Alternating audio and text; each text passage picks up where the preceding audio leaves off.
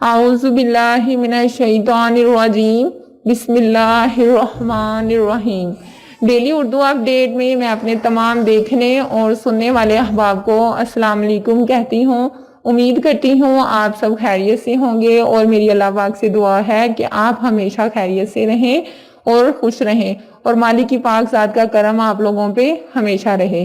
ناظرین، آج میں آپ کو ایک ایسا عمل بتانے جا رہی ہوں جس کے کرنے سے انشاءاللہ آپ کی تنخواہ میں بے حد اضافہ ہونا شروع ہو جائے گا، اور اتنی برکت پیدا ہو جائے گی کہ دولت ختم ہونے کا نام نہیں لے گی۔ لیکن اس سے پہلے کچھ ضروری باتیں ہمیشہ یاد رکھیں آپ لوگ۔ جیسا کہ قرآن پاک میں اللہ پاک فرماتا ہے کہ زمین پر چلنے والا کوئی ایسا جاندار نہیں ہے جس کا رزق اللہ کے ذمہ نہ ہو۔ پھر ایک جگہ اور فرمایا، اللہ ہی ہے جس نے تم کو پیدا کیا، پھر تمہیں رزق دیا، پھر وہ تمہیں موت دیتا ہے، پھر تمہیں زندہ کرے گا۔ اللہ پاک سے دعا ہے کہ وہ ہم سب کو اپنے غیب کے خزانوں سے پاک اور حلال روزی عطا فرمائے، اور جو ہمارے بہن بھائی دوست بے روزگاری کی وجہ سے پریشان ہیں، اللہ ان کی پریشانیاں دور فرما کر ان سب کو رزق حلال عطا فرمائے، آمین۔ اور اللہ تعالی ہم سب کو وہ رزق عطا فرمائے جس میں برکت ہی برکت ہو۔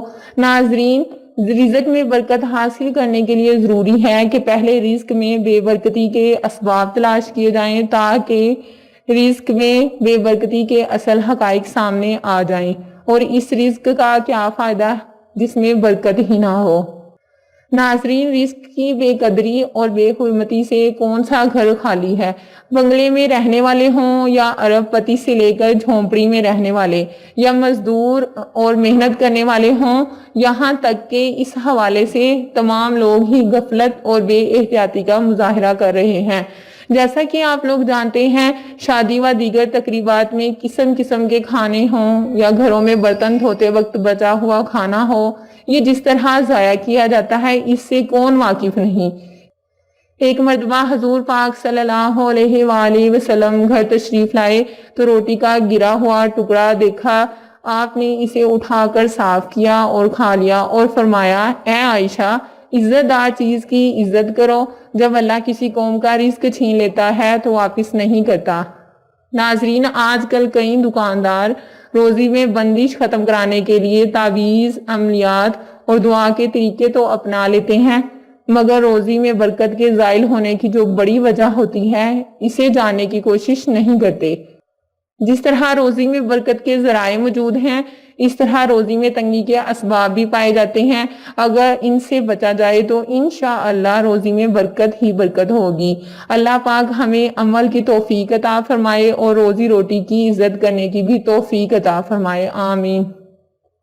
اب جو وظیفہ میں آپ کو رزق بڑھانے کے حوالے سے یا رزق میں برکت کے حوالے سے بتانے جا رہی ہوں، اس میں آپ کو کرنا یہ ہے کہ مغرب کی نماز کے بعد کا وظیفہ آپ لوگوں کو میں بتاؤں گی، اور وظیفہ یہ ہے کہ آپ لوگوں نے مغرب کی نماز کے بعد سورہ فاتحہ بسم اللہ الرحمن الرحیم کے ساتھ 21 مرتبہ پڑھنی ہے۔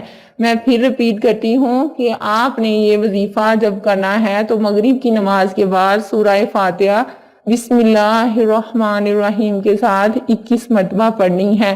انشاءاللہ اللہ پاک آپ کی روزی میں برکت اور ترقی عطا فرمائیں گے۔ آپ کبھی بھی مالی پریشانی سے دوچار نہیں ہوں گے۔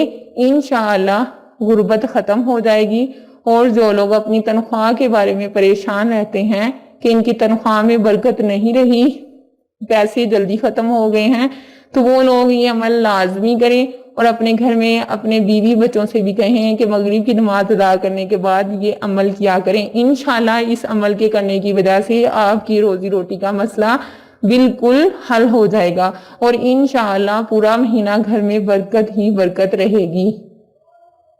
اگر آج کی ہماری یہ ویڈیو آپ کو پسند آتی ہے تو اسے شیئر کرنا مت بھولیں، ویڈیو کو لائک کر دیں، ہمارے چینل کو سبسکرائب کریں تاکہ ہماری ہر نئی بننے والی ویڈیو آپ کو بر وقت حاصل ہو سکے۔ بہت جلد ایک نئی ویڈیو کے ساتھ دوبارہ ملیں گے، تب تک کے لیے اللہ حافظ۔ شکریہ، اپنا بہت سا خیال رکھیے گا اور دعاؤں میں یاد رکھیے گا۔ شکریہ۔